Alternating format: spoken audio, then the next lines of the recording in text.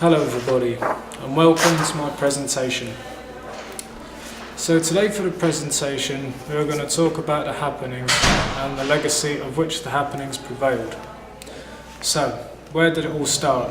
Well, it wasn't until the late 1950s that the pioneer himself, Alan Capro, began to realise the actions of the abstract expressionist artists who moved around their gigantic canvases, throwing, dripping and pouring the paint in such a way that the process that they did this was actually more engaging than the final outcome itself.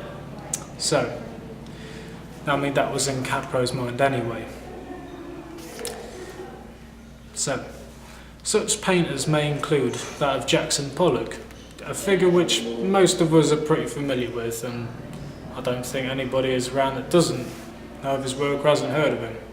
Anyway, so we've got Jackson Pollock, we've got Michael Layton, also a very influential artist and a very, very good artist that came around to doing abstract expressionism. We've also got Gene Sampson for another example. But it was these artists, this is a crucial thing here, it's actually these artists that helped create the happenings in a weird way. Now, the happenings, which couldn't be more different to these painted works themselves. And this was because in 1958, Capro started the actual phenomenon, which was the happenings. And it was a series of improvised events in odd locations, and these locations were strange. They weren't locations that you would normally consider art to be seen. These locations consisted of garages, there was basements, there was lofts, just all sorts of weird places. There's cafes even, and empty shops. Just strange places. Not places you consider art. However, the whole point of the happenings itself was for the viewers to become the active participants in the artwork. Now, whereas you get regular painting, and you get regular art, which consists of one artist and the one artist to do the painting or to do a piece, the happenings, in fact, in turn, made other people come together to create a piece of art as itself, which is a very interesting thing. And yeah, let's say that all derived from... Capro described this as demonstrating the organic connections between art and its environment. Capro was not surprisingly influenced by Dada, as you can tell, and also John Cage, the first figure who used sound in art. That was back in 1909, I do believe. Also, funnily enough, Capro trained as an abstract expressionist artist himself, which, judging by the happenings and you see how megally different it is to abstract expressionism, you'll be quite surprised about. However, he's not the first artist to go completely in a new direction when it comes around to a certain subject. Also, another interesting point is this.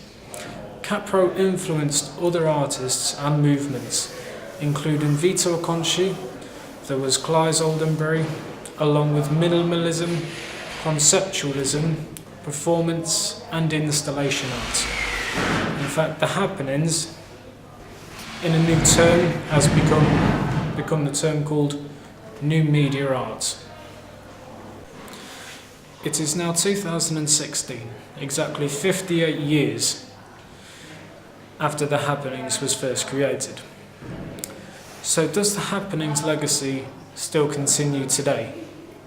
Yes it does.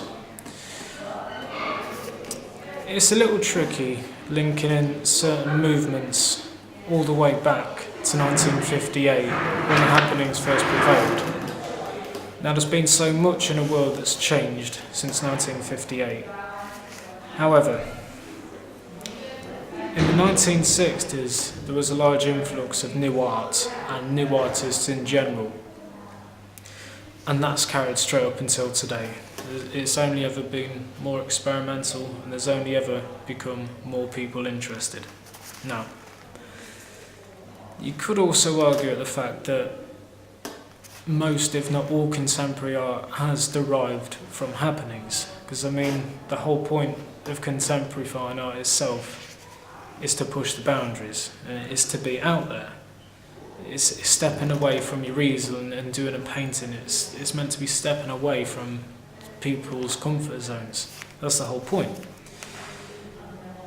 But I mean, the thing is, let's say back in about, 1917, you had Dada, and the happenings itself was partly influenced by Dada. However, Dada and the happenings are two completely separate forms of art itself. Both have similarities. However, Dada itself, it was put in place to be as a kind of anti-art. It wasn't put there to have necessary meaning. It was put there to go against what art should have been. Now, when the war came along and the world went mad, man responded in such a way to test against this world. However, the happenings, it wasn't quite so radical. The happenings came around to get people to come together. That was the happenings' whole point. The whole point of the happenings was to connect art with its surrounding environments.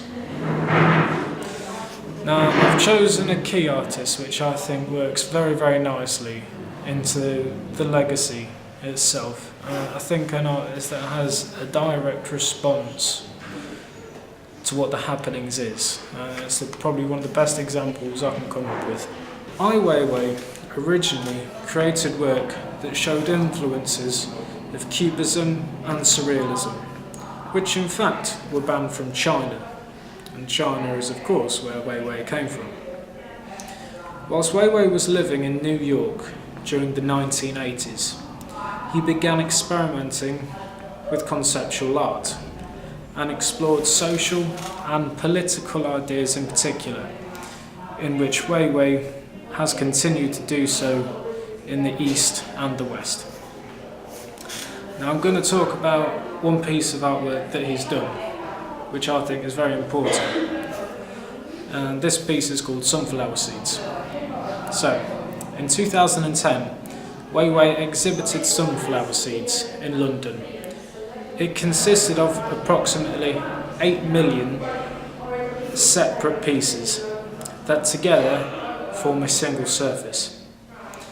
Each tiny element resembles a sunflower seed, and each sunflower seed looks very realistic. However, one is individually sculpted and painted by skilled artisans in the Chinese city of Yingduzhen. The traditional method of crafting porcelain is essentially Chinese, and Sunflower Seeds invites you to reconsider the workers of China and various related social, cultural, political and economical issues. So, as a conclusion, from what I know and from what I've researched, I'd say that the happenings is still a thing and is still very important today. And some of the most influential and important artists in today's day and age in the contemporary world, you can see clear links itself happening directly from the happenings. And that's been my presentation. Thank you very much.